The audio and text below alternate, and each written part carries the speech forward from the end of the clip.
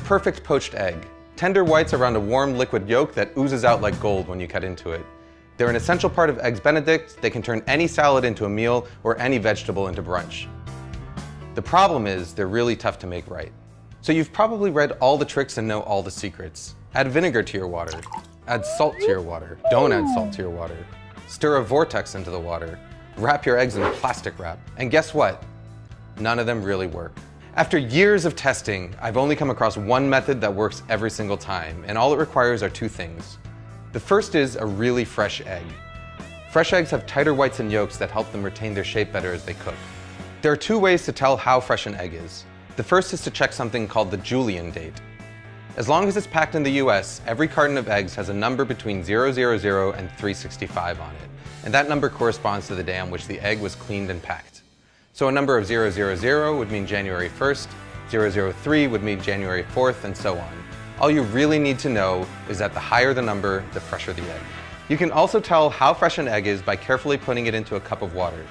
As an egg ages, the air pocket in the fat end is going to get bigger and bigger, which will make the egg stand upright or sometimes even float. A really fresh egg will sink and lie flat on its back like this. Once you've got your fresh egg, the second tool you need is something that I saw first suggested by British chef Heston Blumenthal, a fine mesh strainer.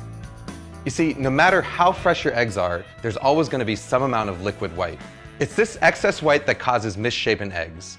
You know, those really ugly ones with the wispy white floaters that completely ruin your brunch. To get rid of them, we're going to transfer our eggs to a fine mesh strainer and gently swirl it around until all the excess white is drained away.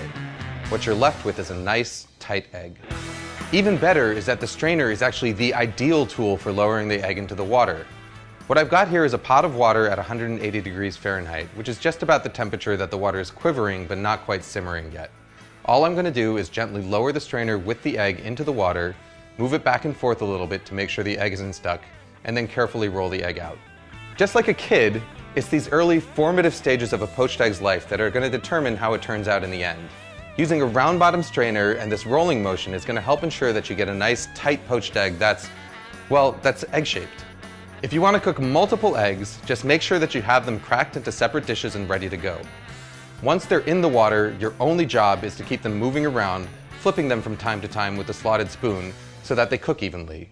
After about 3.5 to 4 minutes, this is what you've got. You can even cook them ahead of time and store them submerged in cold water in the fridge for up to a few days. To reheat them, just transfer them to a bowl of hot water for a few minutes just before serving. Food Lab signing out.